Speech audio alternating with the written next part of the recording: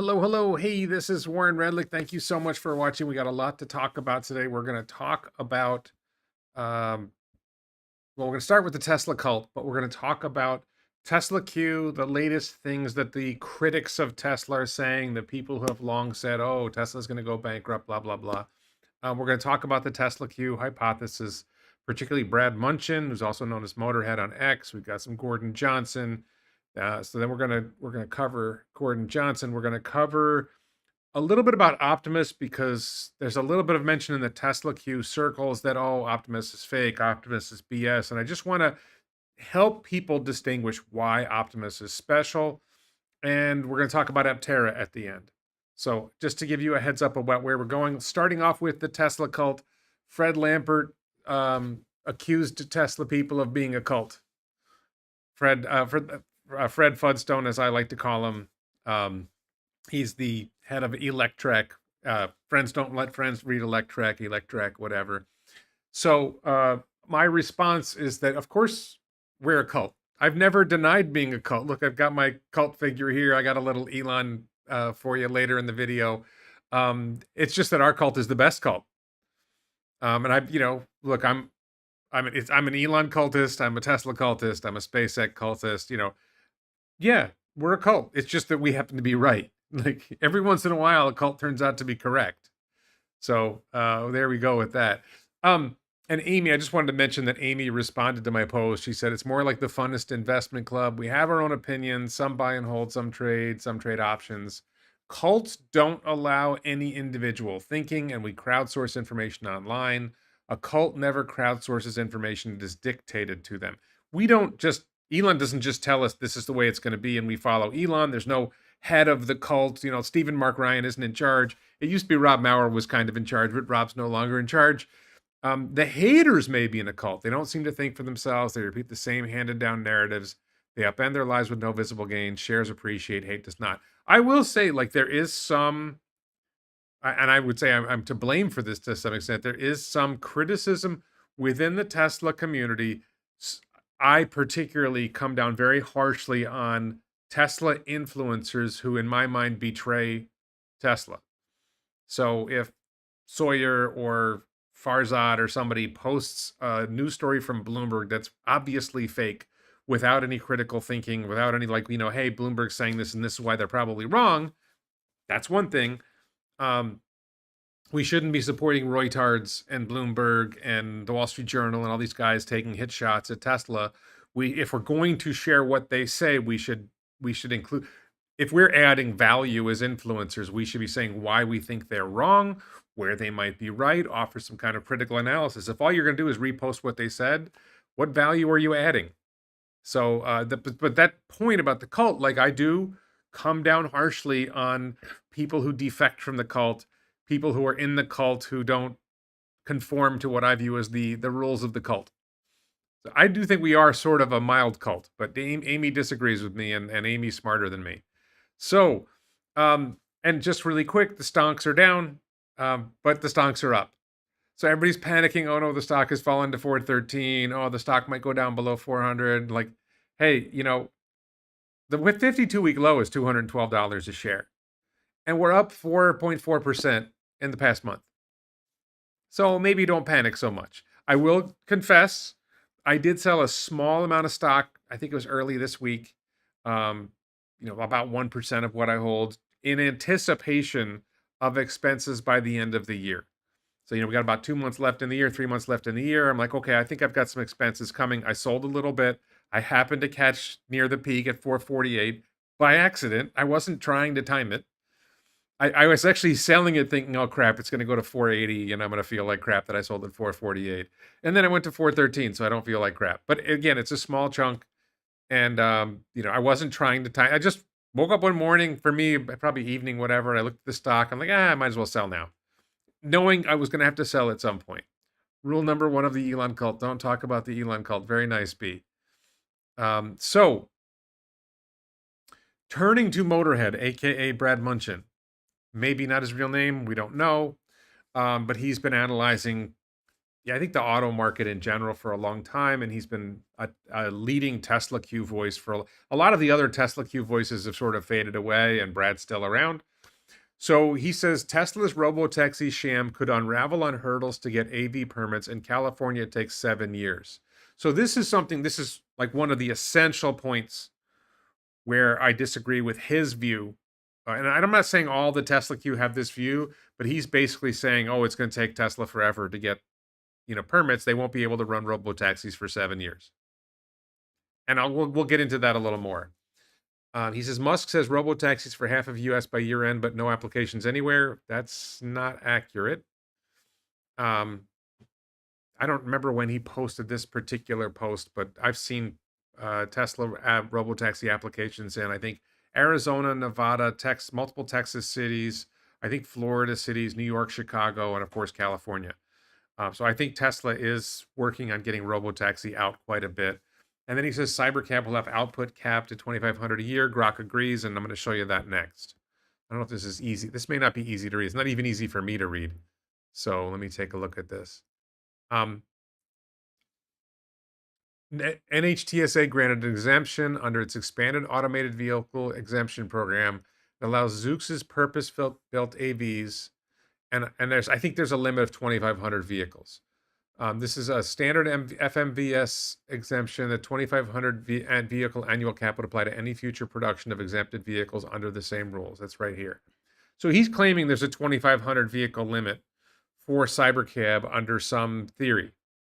Now, my gut is that Tesla probably is well aware of NHTSA rules, and they know how to get past whatever standards there are to be able to produce more than that.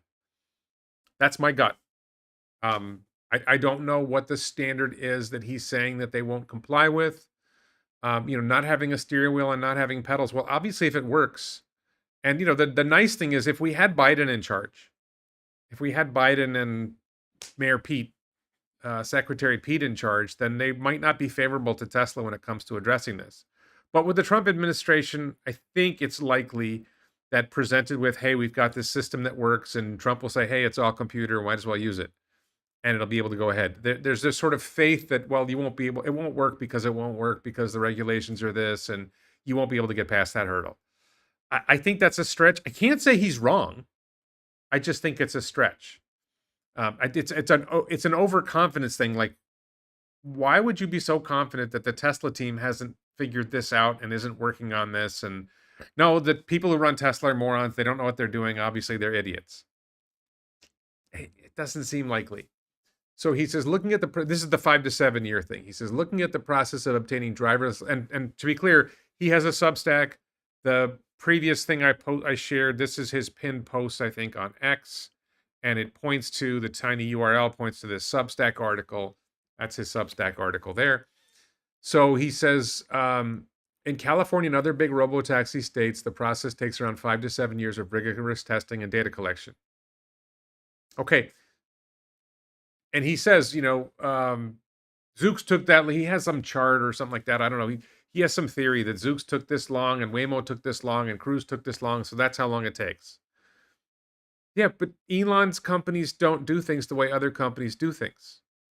It's this faith that, well, if everybody else takes 5 to 7 years, then Tesla will take 5 to 7 years. Everybody else takes 3 years to stand up a AI data center, and XAI did it in 19 days, according to Jensen Huang. So the idea that Tesla is limited because of this is the way other people do things is nonsense. And I don't think I shared the post, but like, I guess SpaceX can't reuse rockets because no one else has, right? SpaceX can't do orbital rocket booster reuse because no one else has, right? It's taken everybody else 10 years to get there, so SpaceX can't really be like, they're not really landing rockets. I haven't watched multiple rockets land at Cape Canaveral. I haven't watched launches all over the place. In person, I have seen multiple Tesla rocket booster landings. I don't think it's CGI. If I'm sitting outside at Jetty Park on the pier watching the damn things come back, if I'm laying on the back of my car, I remember watching a Falcon Heavy launch and laying on the hood of my car and watching these two boosters come back. Like, it's not CGI, it's real. So yeah, other rocket companies don't do things this way, but Tesla does things. Elon's companies does things different. Elon's companies do things differently. So saying it's going to take five, I don't see anything in anything he says that says here's the regulation that says you have a 5-year waiting point to get your robotaxi running, because that doesn't exist. That's not how the standard works. Show us it's safe, you can run. So if Tesla is able to demonstrate with its robotaxi fleets, here's how many miles we've driven, here's the results, then they present that to the regulators, and the regulators say, yes, that's my understanding of it. That's what Elon says about it. Brad says, no, no, no, it takes 5 to 7 years because everybody else takes 5 to 7 years. So you have to decide who makes more sense. The guy who says it takes this long because everybody else takes this long doesn't point to a specific regulation according to NHTSA this, according to California regulation that, according to Florida, Texas regulation, whatever. So he says, here it is again, level 4 autonomy needed in most states, and Tesla is far off. Even if Tesla's FSD hit level 4 autonomy today, its permitting process would still take years in most of the US. Why? It's just like he says it as an act of faith. You're just supposed to believe it takes years. In fact, despite using a 6-month more advanced version of FSD, the 11, he's obsessed with, he's seen disengagements on some videos or something. Then he goes, Tesla Cybercam can't go into volume production under recently streamlined safety standards. Musk keeps saying it'll be in volume production, but the Cybercab will need a special exemption from federal safety standards due to having no steering wheel or pedals. That's it? If it meets crash tests, if it drives safely, then they're not going to let it run because it doesn't have a steering wheel and pedals? Well, I suppose they could slap a steering... Why wouldn't they just slap a steering wheel and pedals on then? Right? How much would it cost to stick a PS3 controller on there, or a steering wheel on the dashboard and some pedals? You can do it. And he says Texas isn't a relaxed robotaxi state anymore. 2 days before Tesla's robotaxi rollout, Abbott signed a bill and a show of its support for its new regulations on autonomous vehicles, which prioritize safety. Everybody's fine with prioritizing safety. Tesla will now need to get the Department of Motor Vehicles to agree that FSD4 is a level 4 automated driving system. While Musk is said to have free reign in Texas, it'll be interesting to see how things unfold in light of the detailed language in the law. Again, no substance. It's going to be hard because I say so. It's going to be hard because I say so. Tesla won't be able to do this because I say so. That's the theory. The theory is, ultimately the underlying theory of TSLAQ is it's not going to work because Elon's wrong. It's not going to work because Elon's a fraud. It's too hard. Other people can't do it, so Tesla can't do it. It's exactly what's going on. And I do encourage people to follow Brad and other TSLAQ accounts. Subscribe to his Substack. I think it's free. I didn't. I haven't.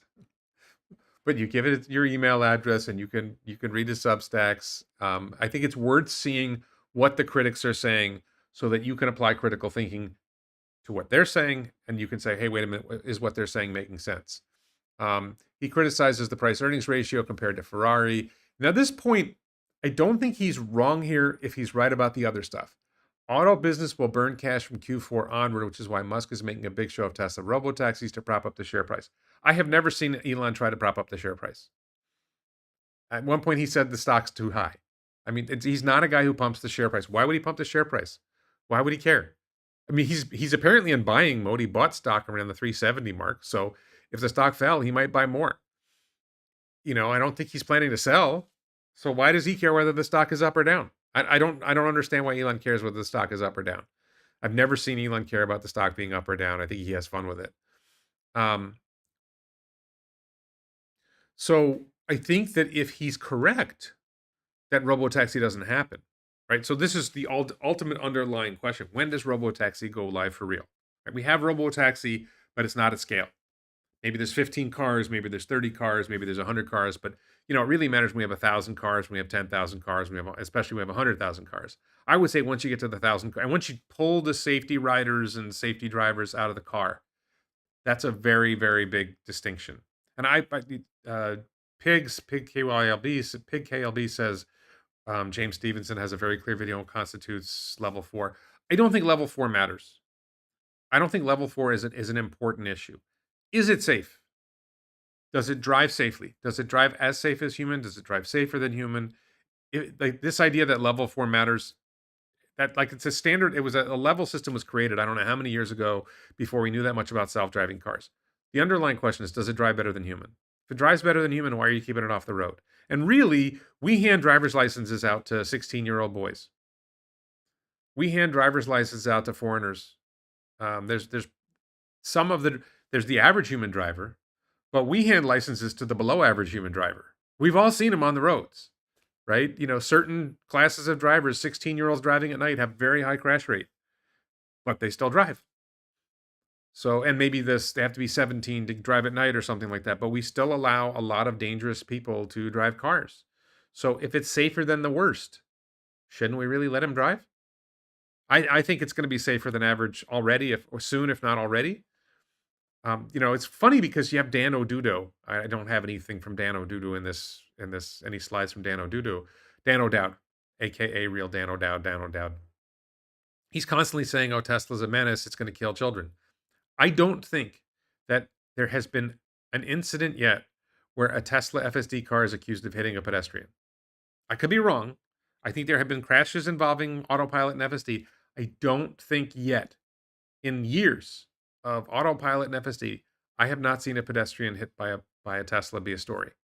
An FSD car or autopilot car. I haven't seen it yet.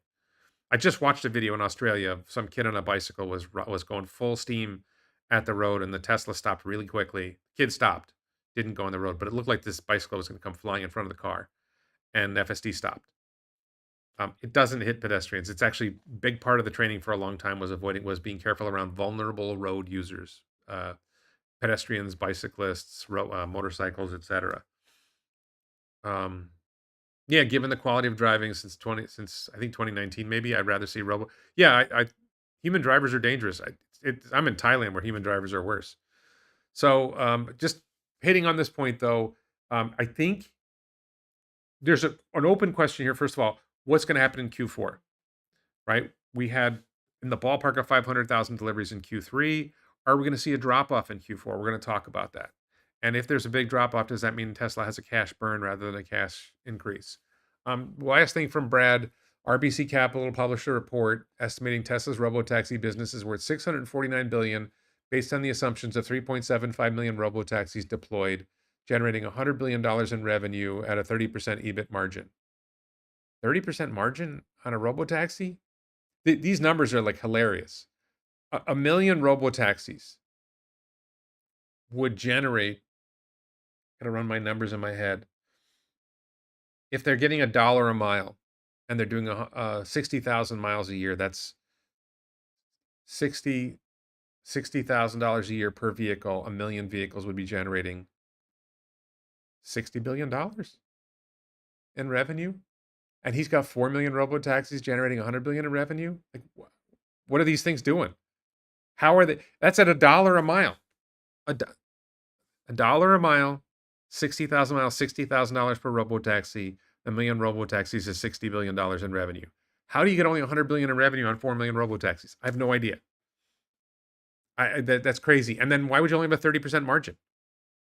Your cost is 30 cents a mile on a cyber cab, maybe 30 cents a paid mile, and you're charging $1 a mile. That's a 70. I think that's a ballpark 70%. I mean, maybe I'm not good at numbers, but I think that's way more than the 30% margin. I think there might be a 70% margin. So, and then the analyst values that at a 20x EV EBIT multiple. Why would you give it a 20x multiple if you only have 4 million robotaxis and the size of the scale of the market is, I don't know, 100 million robotaxis? It's crazy. And he's saying it's overvalued. Brad is saying it's overvalued.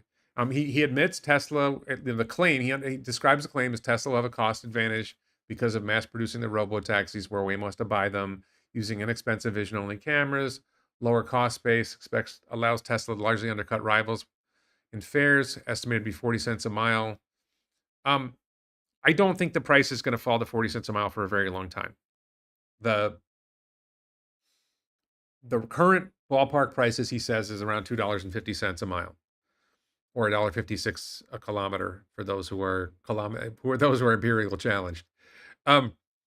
So once you get below 70 cents a mile, you're cheaper than the average car owner. So you, even at like $1.50 a mile, you're going to start getting people who are for whom driving is expensive because they have DWI record, bad driving record, bad credit, whatever. Their cost of owning a vehicle is higher. They don't drive as many miles. If the average is 70 cents a mile, there's people paying $1.50 a mile. So at under 250 a mile, you're pulling basically away all the Uber and Lyft riders, right? But as the price falls, you start pulling away other people. You start pulling people out of their owned cars. And when you get to 70 cents a mile, it's like half the market. Well, that's 100 million robotaxis globally. I mean, you've got China, and my view is, first of all, on the adoption question, on the 5 to 7 year thing, California seems likely to allow, even though California is a blue state, it seems likely they're going to allow Tesla robotaxi to scale fairly quickly because they've allowed other robotaxi companies to operate. Texas, Florida, Nevada, Arizona, several other states are going to allow Tesla to operate their robotaxis. Just California, Texas, and Florida alone is 30% of the U.S. population. I don't know if the blue states like New York, they've applied in New York and Chicago. I don't trust them. But I think getting to 50% of the U.S. population is pretty straightforward. I think China, well, there's two different theories on China, right? I think China loves being high tech. And if they're waiting to have a high tech solution to robotaxi. And if Tesla has one, fine. We want to be high tech leaders. You're making your robotaxis in our country, run with it. Make your robotaxis work here. Mark Potashnik says, I'm still at 10 cents a mile, LOL. I don't, yeah, so look, you can, if you own like a paid off clunker, that's like a Honda Civic and you get great gas mileage and your insurance is cheap, then yeah, your cost per mile can be low, but the average is still 70 cents a mile. So, Tesla's charging structure, Megapack energy storage system, reduce costs relative to rivals. Tesla owners who have FSD on their cars can enter them in Tesla's robotaxi fleet. This is an open question. I don't know if they're going to let us put our vehicles in the fleet. I'm not confident that that's going to happen. While Tesla takes a 20 to 30% commission in an Airbnb type structure, I don't know how motivated Tesla is to let us put our cars in the fleet. Ashok was sort of iffy on that. We haven't figured out how we're going to make that work. We have to make sure the vehicles are in good working order. You have to have some kind of inspection. It's not a high priority for Tesla because Tesla can manufacture massive numbers of robotaxis quickly and put them in the fleet and get 100%. So what's their incentive to let you put your vehicle in the fleet? I'm not saying they won't. I'm not counting on that. I don't think that's not my story for the future of Tesla's revenue and profits is, Warren being able to put his 2018 Model 3 into the fleet. Even if Tesla were to reach level, so the problem is that Tesla's nowhere near attaining approval to operate a driverless ride-hailing business anywhere and even faces hurdles in Texas. Well, what does nowhere close mean?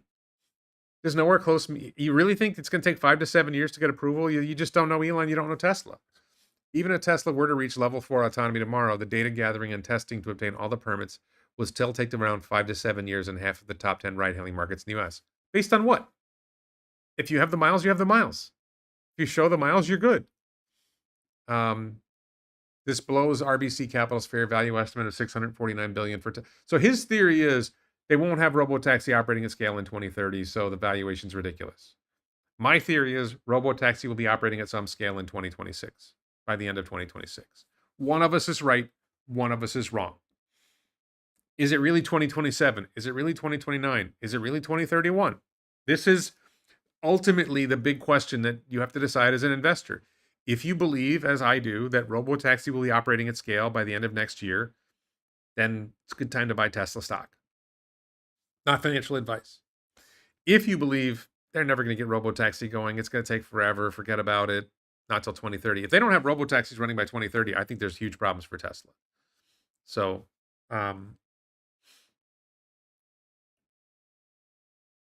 when Operation Vacation, yes.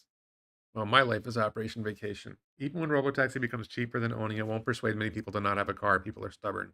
So 14.4 says, even when robotaxi becomes cheaper than owning it, won't persuade many people to not have a car. People are stubborn. This is a very popular idea. Well, I'm not giving up my car, so other people won't either. So this is commonly said by people who don't know working class people. So I worked as an attorney. I worked for working class people. Somebody got a speeding ticket, somebody had a personal injury accident, whatever. I've seen what the lives of working class people are like. And if you've got somebody, so I was paying 250 on my Honda Accord, and my client, who was much poorer than me, was paying $500 on I'm brand new Honda Accord. I was paying 250 a month. My client was paying 500 a month for a crappy Isuzu that was 5 years old or 10 years old. Their cost of owning vehicles is higher. Their cost of insurance is higher.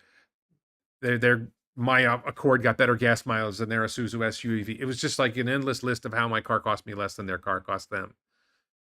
So those people, if you give them an option that's going to save them $2,000, $3,000, $4,000 a year, and they don't have to spend time going to DMV, shopping for insurance, replacing tires, getting the car maintained. If you save them all that time, you're talking easily 20 hours a year, maybe 40 hours a year. If you ever think about how much time you put into the ownership of your car, it's easily 20 hours a year, might be 40 hours a year for some people.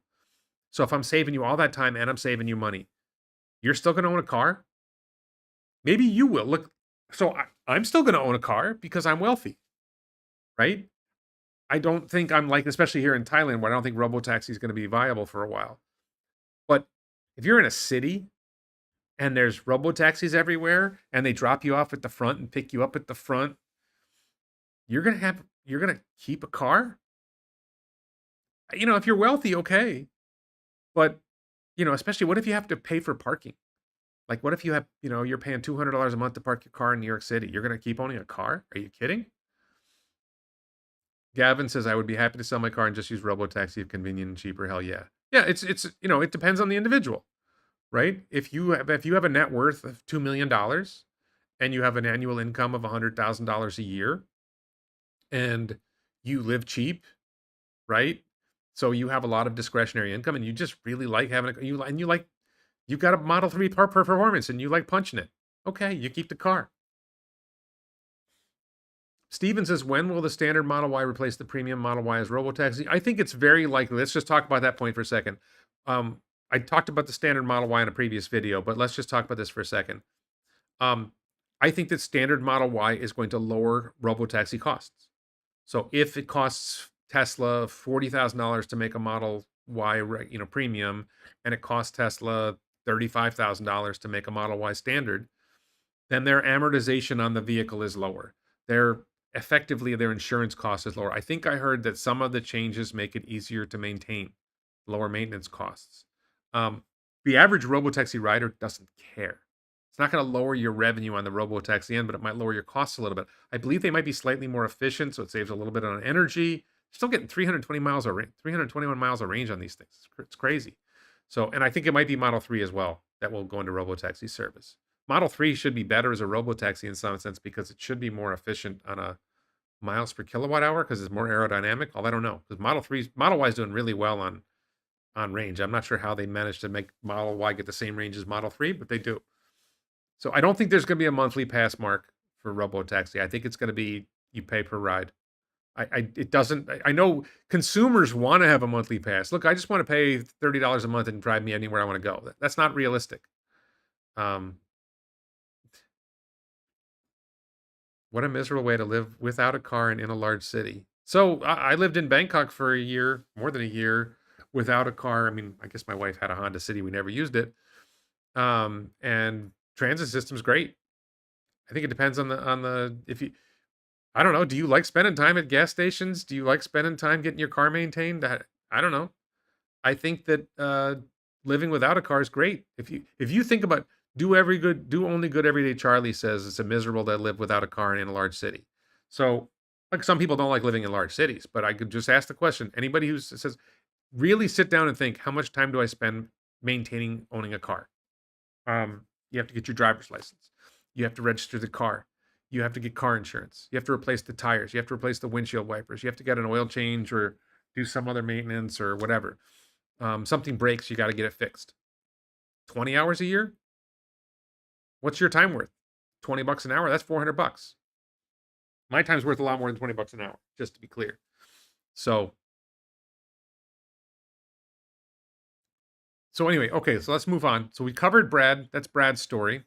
We're going to move on to everybody's favorite, Gordon Johnson. So Gordon Johnson's kind of interesting here. Gordon Gordon has been like one of the biggest Tesla bears, biggest Tesla Q people for a long time. He seems to be talking a little bit. Just I scrolled through his profile. He has me blocked, but I can still see his posts. And he seems to, um, oh yeah, car payment, shopping for loans, selling the car, buying the car. All these things go along with owning a car. So he seems to have shifted a little bit away from talking about Tesla. He still talks about it, and you'll see some of his posts about that. But he's on more of like an anti-AI, anti-humanoid robots kick. So Figure has their video, Figure O3, which I'm going to mock later. And he says, "Why are U.S. politicians celebrating this?" I haven't noticed politicians celebrating Figure, but okay. I really don't get it. If it works, and that's a big if, millions of jobs will go poof. So also public traded companies can show higher margins by firing people.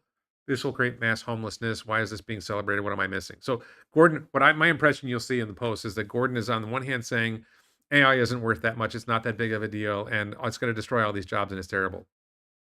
Typical Gordon for quality. I'm going to show you like a clip from this video, a couple clips from this video in a few minutes. So, question for the AI bulls. We're going to get to his Tesla stuff in a minute. If in 20 years, 1 billion humans the world over pay $30 a month for AI, I think he's talking about like, your ChatGPT subscription, your Grok subscription. If 1 billion humans pay $30 a month for AI, that means the revenue total addressable market is $360 billion. Put a 5x price sales multiple on that, it means all of AI is worth 1.8 trillion, yet today NVIDIA alone is valued at $4 trillion. Yeah, so AI is not just chatbots, right? Optimus is $100 trillion. If you have 100 million robots a year coming out that cost $25,000 to build, and they deliver $80,000 worth of work for 10 years, right? They work for $20 an hour for 4,000 hours a year, 240-hour shifts. I think these are conservative. If they're generating $80,000 a year in value in terms of doing the work that a $20 an hour worker would do, that's a lot more. And this is just Gordon has his head up his ass. So there's this thing going around about how Oracle's investing in NVIDIA, NVIDIA's investing in OpenAI, OpenAI is investing in Oracle, and there's like this, they're like just like making money up. So there's criticism of this nonsense, but I don't think this is. I think Cern Basher has a really good description of why this is wrong. One of my identical twin cousins is Cern Basher. Another one of my identical twin cousins is Stephen Mark Ryan. They're not identical twins, but I'm identical twins with the two of them. So Gordon says you left out the part where AI is used as an excuse to eliminate millions of American jobs while also exploiting the cost those same Americans pay for electricity. The people are supposed to be buying the AI apps. Immigrants are taking American jobs bad. AI taking American jobs is good somehow. So if AI does use all that electricity, then obviously somewhere the money's coming in to pay for it, and it's generating more revenue than our lovely Gordon thought. Coming to Tesla, NHTSA is opening an investigation into some Teslas with FSD. So Gordon thinks this is Trump taking a shot at Elon, and I think that this is probably a nothing burger. Opens an investigation. What does that mean? Does that mean they got some bureaucrats who are looking at some data and it leads to as far as I know, every NHTSA investigation so far has turned into nothing. So, okay, some bureaucrats got an idea in their head and they're doing something stupid. Mayor Thacker says, why the hell did Tesla need 18 months to reveal a 10% cheaper trim of an existing car? So I just want to be clear of this one point. I don't have a slide for it. While the standard Model Y in America and standard Model 3 in America are about 10% less expensive, in Europe, the drop is more like 20%. So, and it hasn't shown up in Asia yet. Europe and the Middle East, the price drop from premium to standard is more like 20%. So it's a big drop. So although I don't think the standard Model 3 and Y generate that much sales in the United States, we'll see. I think the rush of sales at the end of September will filter into Q4 because deliveries in Q4 that were ordered in Q3 will count. I believe that there's a fall off in demand right now for the beginning of October, the beginning of Q3, because you had all these buyers pulled forward. But I think November and December buyers were not pulled forward into September. And so you're going to have similar demand, and Q4 is usually a good quarter. And you now have these lower priced cars that are comparable to what the price was with the tax credit. And some people don't get the tax credit. So the low price may bring more people in. They may end up buying a premium car. But I don't think the US is the big driver of sales for Q4. I think China will be a big driver, and China didn't lose a tax credit. And Europe, now Europeans have a much lower price to buy a Tesla Model Y. I don't think the standard Model 3 is in Europe yet because it's coming from Berlin, and Berlin only makes Model Y, doesn't make Model 3. Um,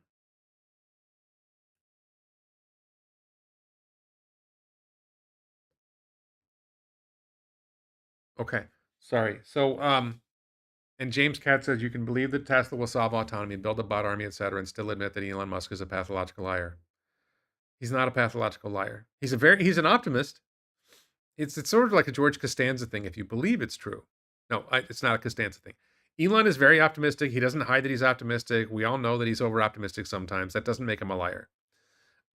These things can both be true at the same time. I have a problem with people who just refuse to accept the truth when it doesn't convenience them. Convenience isn't a verb. Look, I'm not saying Elon's perfect, but Elon's not calling him a pathological liar is total nonsense. So, uh, this is sort of like the trio of anti-Tesla cultists. Mayer used to be pro-Tesla. Now he's just constantly complaining. James Catt constantly complaining about Tesla. Gordon Johnson, of course, famous for complaining about Tesla. Um, Gordon responds to the standard Model Y. You had the video like a couple days before that I thought was a Roadster thing. Some people thought it was a GPU fan. Some people thought it was a drone. It's just a wheel of a Model Y standard, which I think was, I don't want to say misleading, but it was like, what was the point? I don't even know why they hyped it. But it was, people said it was overhyped. It's like they posted it like 2 days before. That's not overhyping. They hyped it. Maybe they overhyped it because there wasn't anything to hype, but they didn't. It's not crazy. This wasn't crazy overhyped. But why should someone be fired? The stock went up to 5.6 on this incredibly alleged stock pump. The product is the stock, not the Cars 1980s Chuck E. Cheese level tech robots FSD. He said someone should be promoted. So he is taking the position that Tesla's product is not the cars, even though they've sold over 8 million of them. It's the stock. They're selling in the ballpark of 2 million cars a year. They're on a pace. Q3 pace is 2 million cars a year. I still think, the car sales are not that important compared to what happens with Robotaxi, but the robotics are Chucky. We're going to talk about the robotics in a second. Some guy says he was featured in Reuters talking about the Tesla event and why the headline price cut isn't the real story. He's talking about robots. This guy says the real story is robotics and autonomy. This is asinine. Tesla has been posing level 4 or 5 autonomy for 11 years. 11? I don't think they've been posing autonomy for 11 years. I think it was really 2018 maybe that they started pushing autonomy. And look, they've invested a ton of money on autonomy. They continue to invest a ton of money on autonomy. And they're still level 2, 3. I think they're on the edge of level 4 here. They know the Austin cars are driving with no one in the driver's seat. That's pretty close to level 4. I don't think the level system matters, but and the robotics are Chuck E. Cheese 1980s quality tech. That's foolish. So on the one hand, the robots are going to take all the jobs. On the other hand, they're Chuck E. Cheese 1980s quality tech. Okay. The problem is Reuters gives people who know very little about Tesla a voice. Yeah, there's a lot. CNBC gives you a voice, and you don't know what how you're talking about. All right, and the last Gordon Johnson bit. The fall off in Tesla sales in Q4 will likely be epic. So this is a question. It looks like the United States might see a fall off in sales, right? S and X aren't doing anything exciting. Cybertruck is not doing anything exciting that we know of. Model 3 and Y had a surge in September that will trickle into October and boost Q4 numbers a little. But then the beginning of October, I'm hearing that there's not many people going to the stores because all that demand was pulled forward. So the question is what happens in November and December. Historically, Q4 is a good quarter, as in demand overall in the market. So most buyers in November and December are not people who blew their wad in October. They're people who need a car. And if FSD continues to improve, if other things continue to improve, they see this low price on a Tesla. Some people don't need the extra features and they'll buy the standard Model Y or Model 3. Some people will get into the store and say, hey, you know, I guess it's worth it to pay for these extra features. I'm going to buy the premium. The low price vehicle may actually drive demand. We don't, I'm not claiming I know. But in Europe, the price drop is really significant. So you may see a big surge in Europe. And then there's a question, which we don't know the answer to yet. Is something going to happen in China? Now, one thing in China is, and not just China, but Asia, is the Model YL was only sold in September. So, and it was selling well. So you get 3 months of those sales instead of 1 month of those sales. Now, I don't think that's huge, but that might be like an extra 50,000 cars. I'm making up a number. Might be an extra, 25, 50,000 cars from selling Model YL. Will there be a Model YS? Will they come out with some smaller vehicle to sell in Asia to utilize factory space? And, could that vehicle become a robo-taxi vehicle that would be even more cost effective? But we haven't seen that yet. So is there something coming from Giga Shanghai? And then what's going to happen with Megapack too? Because although the sales of cars we don't know whether we're going to hit 500,000 vehicles again. Maybe it falls up to 450. I don't know. Maybe it falls to 400. I don't really care. But what about Megapack? Megapack's rising. Is Megapack going to stay at 12 gigawatt hours? I mean, energy storage. Is energy storage going to rise more? I think energy storage has a lot of room in the pipeline for that number to start climbing up. And that could drive a lot of revenue also and drive a lot of cash into the company. So I think Brad and Gordon's view that Tesla's in deep trouble in Q4 and beyond misses the growth of Megapack and other good things that are happening. Okay, so we're going to turn to our friend Optimus. Got a friend Optimus here. He's turned away. He doesn't like this part of the video. So this is, I want you to look at the hands. This is from Figure's promo video. Watch the hands closely. The individual fingers don't really meaningfully articulate. There's going to be 3 of these videos coming. Look at how those hands do not look impressive, how they're handling that laptop. The hands are like one, I think, is probably the most important part of the robot. The hands and the brain are the most important part of the robot. And you're seeing like these movements, and those hands look smooth to you? Does this look like, okay, this is probably teleoperated, and nothing wrong with teleoperation, but that the movement is not, to me, that impressive. That's video number 1 from Figure. This is video number 2 from Figure. And again, watch the hands. Watch the hands closely. Look at how it moved. Like, if that was not a natural movement opening that faucet. Let me rewind that. Watch how it moves the faucet. Watch how it moves the lever on the faucet. This is not impressive hand movement. Watch again how it shuts it off. It's not using the fingers really, the way that a human would use the fingers. Look how awkward it seems to be with its hands. They're showing off, and I'm not saying it's doing nothing, but this is not that. It's not nothing. It's kind of cool, but is this that impressive? And again, look at those hands. Those hands are like claws. Although it has fingers, you're not seeing it like it just stuck its fingers in the cup. It's able to see it's sticking its fingers in the cup. Like, do you do that? Is that how you grab a cup? I don't think this is that impressive. 14.4 says not sure why we need 5-digit hands. Which fingers are you willing to give up, 14.4? Which fingers are you taking off your hands? Here's the last one. Again, watch the hands closely. Okay, it's able to grab things, but it's not. If you think about how well you move your hands, it's not moving its hands that well. So these demos, it looks awkward. I mean, I don't really mind the bending over part being awkward or the other things being awkward. But if you just look at how the hands are operating, they're awkward. It's just very awkward how the hands move. You get a really good view here. It's not nothing. It's not terrible, but it's not very impressive compared to what we really need to see from hands. Okay, so it stuck one finger out and pressed the button. Okay, now watch what somebody else was cracking on this folding the clothes thing. Like, Does this really look really close? Are you really impressed with how well it's folding these clothes? Like seriously, if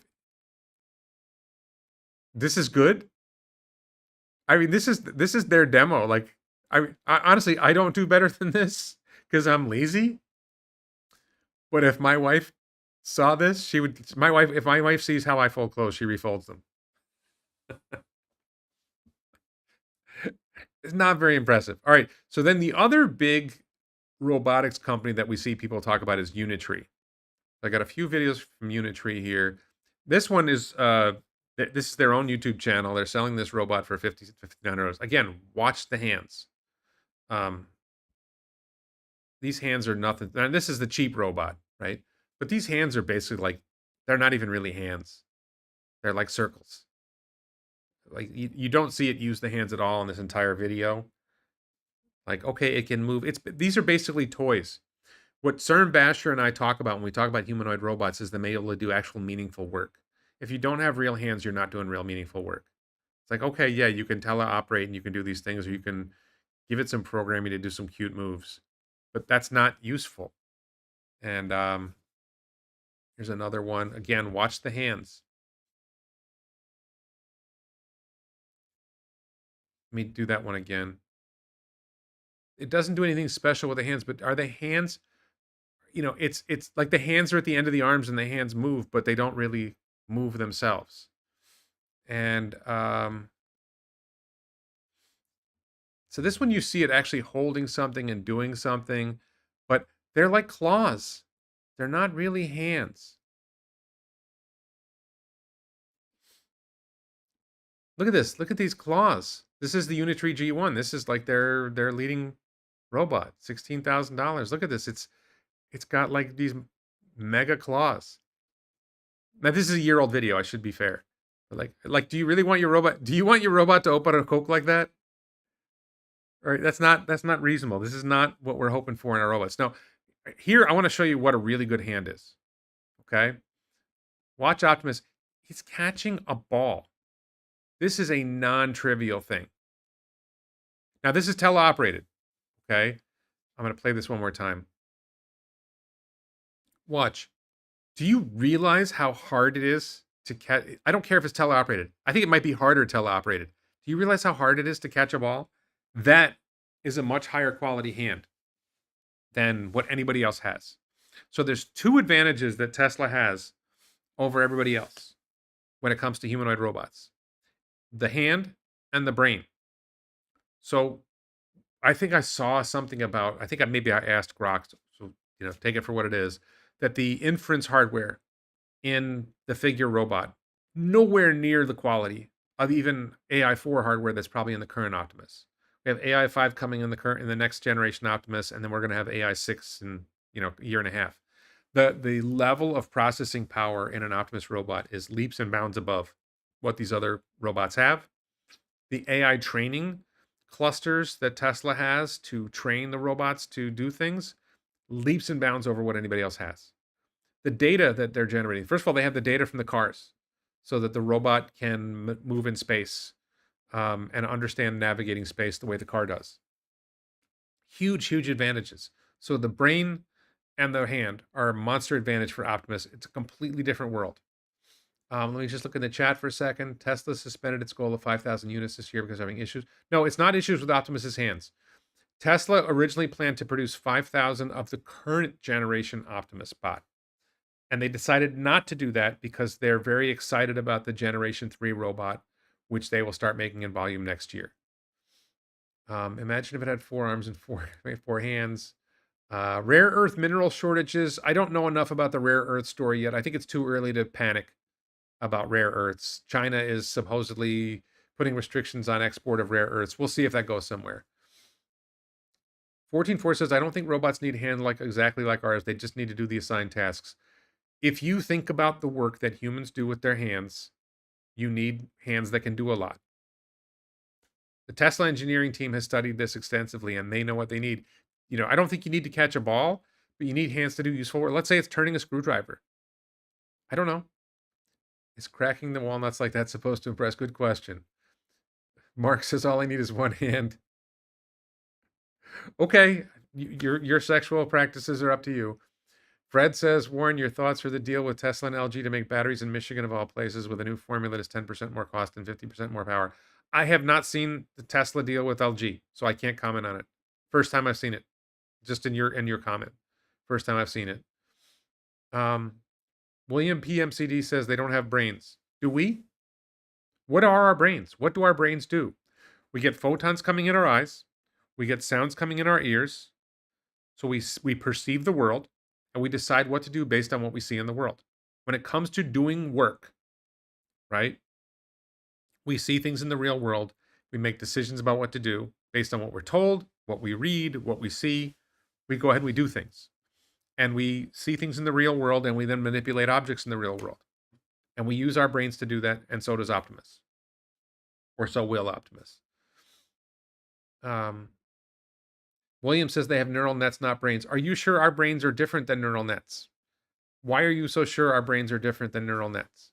Why are people so like when it comes to deep philosophical thinking? Okay, we can leave that to Grok, we can leave that to ChatGPT and Gemini, right? But when it comes to real world making decisions, they have brains for that.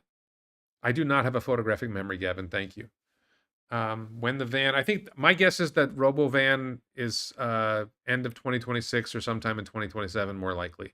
I don't think there's until you have Robotaxi locked down. You don't need Robotaxi. You don't need RoboVan yet. I think my guess is 2027 at the earliest for RoboVan, and I don't think it's going to be sold to consumers. It'll only be used in fleets. Elon hasn't mentioned threading a needle in a while. I don't think that's, I think the team, Elon is probably not micromanaging everything about Optimus, and I think the Optimus team is deciding what they need to work on. Fooey and Mooey? I don't know.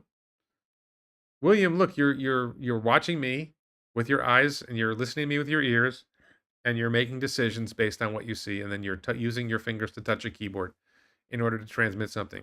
All of these are things that Optimus will be able to do. What does your brain allow you to do that Optimus won't be able to do? We are just LLMs. I think we're more than LLMs. We're multimodal models. I don't know. I don't think we fully understand the human brain, but I don't know that the human brain is that much more sophisticated than the bots. Aluminum ion battery tech is going to be a game changer in achieving longer range in Tesla EVs. The current, I think the batteries that Panasonic makes in Nevada are nickel, cobalt, aluminum. Optimus got arthritis. Commercial Mercedes Sprinter style van for business. So I don't think they're going to make that. I think they're going to make RoboVan. I could see them making a smaller van or something else, but I don't think that's a priority. I think Cybercab itself, with an Optimus in it, is basically a delivery van. What do I think Elon is cooking up for his next disruptor tech? Cancer cure would be great. I think Elon's next major disruption is massive solar farms. I've said this before. I think Elon will deploy massive solar farms. Shocking scale solar farms. I think that the AI farms are going to need it. The robots are going to need it. The humanoid robots and driving robots are going to need it. I think we're going to see mass scale solar within 5 years, maybe 3. Okay, so then the last set of things I want to talk about is Aptera. I don't know how many people remember Aptera. Aptera Motors. I've got my friend. I'm in a cult. Okay, so Elon doesn't like Aptera. So Aptera has received approval to list its Class B common stock on the NASDAQ capital market. For those who don't know, Aptera is in theory, a 3-wheeled electric vehicle that has solar cells on it that allow it to capture some solar energy to drive the car. And it's been around in theory for, I think, 15 more years. I think the original version went bankrupt, and then they reopened again in 2019, and there's a sucker born every minute, and some of them are giving Aptera money.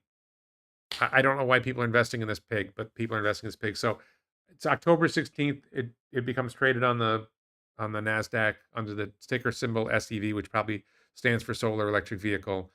And I will be, if I have time, I'm going to be traveling October 16th. I get on a plane. I'm going to be traveling for about a week. There will be no I don't believe I will have a live stream next week, just to let people know. I mean, my Sunday live stream will probably not happen. I may not do another live stream for more than a week. We'll see. Um, I might get one more live stream in before I leave on the 16th. But if I have the time and I get an opportunity and this stock, if this actually goes up, if I think there's an opportunity, I might actually spend money on put options because this is a pig. This company's going to fail. I've been calling this company. This company is a failure. I'm going to go through why it's a failure in depth. Aptera is charging for people to do a meet and greet with them in Arizona, including charging for demo rides. It's hilarious. Mark says president canceled big solar. Elon buy. The president didn't cancel big solar. The Trump administration is not friendly to solar. That doesn't mean Elon can't make it happen. I'm going to go through the cap table on Aptera as part of what I'm going to go through. When do we discuss Trevor Milton's new jet? I'm not covering Trevor Milton's new jet. I'm sorry I let you down. I should probably cover that. So this is the press release about the listing. They say our transition to a public company is intended to empower us to scale our operations and advance the cause of solar mobility. How does publicly trading your Class B common stock empower you to scale your operations? This is total fantasy. You just make stuff up. It represents a pivotal chapter in our journey. Make some fucking cars. You want a pivotal chapter in your journey? Make some fucking cars. Having your stock traded on a market isn't a pivotal chapter in your journey. If that's the pivotal chapter in your journey, you got a problem. It just cracks me up. So here's their highlights. This is from their 2024 annual report. These are their key milestones. They've built 5 drivable prototype vehicles since 2019, having raised over $135 million in funding. They've built 5 prototypes with 130. That's like almost 30 million a prototype. $25 million a prototype. They have cloud-based resource planning and cloud-based human resource information systems. That's a milestone. It's just hilarious. This thing is such a pig. It is such a pig. It's such a disaster. We've been able to take a new approach to developing a solar-powered vehicle that's based on first principles engineering by focusing on weight, aerodynamics, and overall efficiency. Yeah, well, where's the fucking car? How about first principles manufacturing would be nice. Make some fucking cars.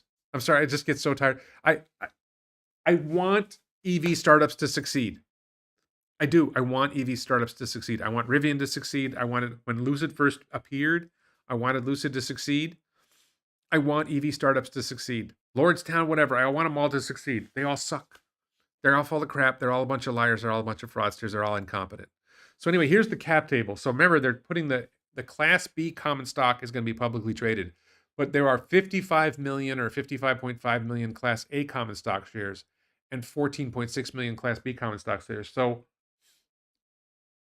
20% of the company's stock is publicly traded, and the 55,000 Class A common stock, 55 million Class A common stock, that is voting stock. The Class B stock is not voting stock. They don't have voting rights. And then you have this complicated cap table with all this preferred stock that all have different rights. Do they have the right to convert into stock, and at what share price? And is that going to dilute the company? There's all these other issues with all these other forms of ownership that affect this company that are a problem. We're not getting to that's not even the big problem.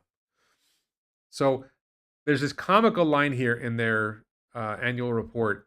Previously, we anticipated commencing low volume production of our vehicles in 2025 and achieving production rate of 20,000 cars by the end of 26. However, we experienced delays in our production timeline due to several factors, including delays in securing necessary funding. Okay, we anticipated commencing low volume production of our vehicles in 2025. This is a Motor Trend article from like 2021. Production design this year and going to production in 2022. They anticipated production in 2022.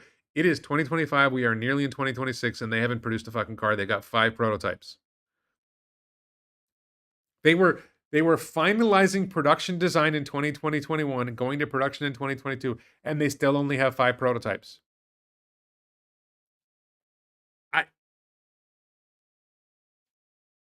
What? Come on.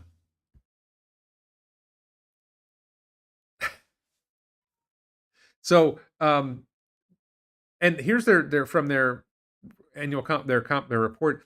They've paid in 2023. They paid $26 million in share-based compensation, probably to the executives, and then in 2024 another $8.6 million. Are they getting share-based compensation for not building cars? They're getting all this money. What's happening is the suckers are investing money in this peg of a company, and they're just issuing stock. They're basically giving compensation to the executives who haven't accomplished anything. How did you get $26 million in share-based compensation when you didn't do anything? It's just absolutely absurd that that the executives are getting this much stock. They're getting this much value. Get something done. Who, of course, they run the company themselves. There's no independent directors. The people who run the company are paying themselves out of your money that you're investing in the company. It's just absolutely absurd. Other income consisted of $1.3 million in grant funding from the California Energy Commission, and they got they're running on grant funding from the California Energy Commission. Like, the California government is giving money to a company that has zero chance of succeeding. Why? Why are you giving them money? Why does government give money like this? It's not loans, grants. They're giving cash to a company that is obviously going to fail. That company turns around and issues shares to its owners, its founders, and then it's going to list the stock on the market, and they're going to try to raise money, and they're going to try to sell stock and cash out, I think. As a result of the foregoing, the company's net loss for the year ended 2024 was $34.9 million. And it was $60 million loss in 20. They paid themselves $29 million. What was the number? They paid themselves $26 million in stock when they lost $60 million. And they lost $35 million, and they paid themselves another $8 million in stock. It's absolutely absurd. Our primary sources of liquidity include $13.1 million in cash and cash equivalents. You lost $35 million last year, and you have $13 million in cash.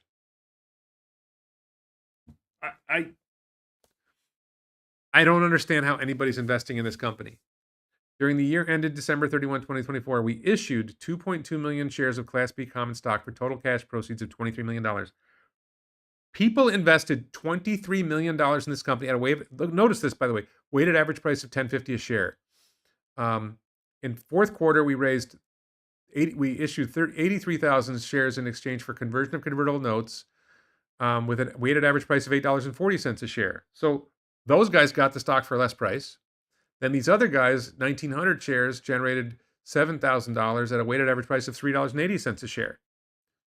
So the different prices that people are paying for the stock is all over the market, all over the place. So what are you going to pay for the stock, and what did other people pay for the stock? And what are you getting? You're getting a company that's losing $30, $40, $50, $60 million a year, not making anything, and funding itself by getting grants from the government and getting fools to invest money in the company. Like, I don't understand. There's a going concern note from the auditors and everything.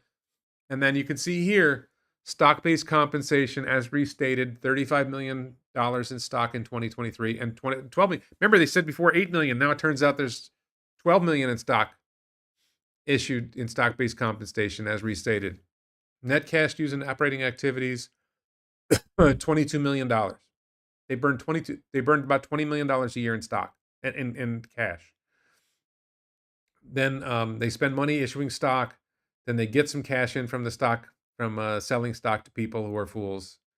I don't understand how anybody invests in this company, but they're going to list publicly on the NASDAQ. And I'm sure there's going to be a news article. Watch out, Tesla Aptera is coming. It's absolutely absurd. So where are we? I bet on Elon's next plan, aerial transport, personal or cargo drones. I don't think Elon's doing cargo drones. A lot of people talking about Trevor Milton. One of the co-CEOs employs his wife at Aptera at a $200,000 salary. I didn't catch that, but I believe it. Sounds like this is small scale compared to Lucid Motors. And look, the Saudis own 2/3 of Lucid, so if they want to burn money on the company and they want to keep throwing money at the company, it's Lucid's money. It's not. Lucid isn't raising more money from suckers. They're raising money from the Saudis. I don't know. Um, so hopefully aluminum ion battery technology in Tesla EVs. I don't get so excited about. First of all, the existing technology for batteries is good enough. Battery technology will get better. That's great, but the existing battery technology is good enough. Any news on Musk buying or investing in mining operations, copper, silver? I haven't heard anything about that. Um, all right, I think that's everything.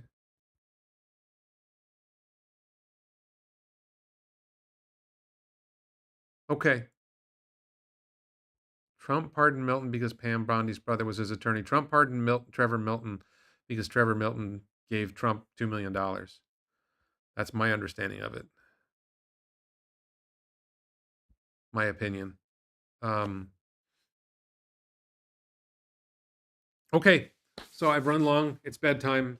Again, I don't expect to do a live stream next this I may get one more live stream in the next couple days if something grabs me, but on October 16th I hop on a plane. I'm going to be gone for about a week. I'll be traveling. I'm going to see my daughters. I'll be briefly in the United States of America, just me traveling, and coming back to Thailand to continue the adventure here. And we will be traveling a bit, but I think I will be able to do live streams at the end of the month. I'll be doing some more. Still resent Lucid for hiring Corey Stubin and not making any use of him online. Um, I'm guessing Corey was done at Monroe, and they probably gave him a lot of money. So don't feel bad for Corey. He's great. Rock says 30 to 40% of EV cost goes into just the battery tech. I don't know what you mean by the battery tech. The battery technology is great. Lithium iron phosphate batteries are great. Yes, sodium batteries are coming. Um, but there's lots of batteries. There's lots of batteries. The battery technology is good. The battery technology is low cost enough that BYD can sell a BYD Seagull in China for less than $10,000. Are you going to be able to get the wife here in the US? My wife is not coming on our trip. She did not get a US tourist visa. We are talking about going to Canada in the spring, maybe. She may be able to get a visa there. Okay. Thanks everybody so much for watching. Thank you to Mark, and I don't know if Jim was there to moderate the chat. Thanks to our frequent listeners, Be Nice and others. And we'll talk to you all again soon. Bye-bye.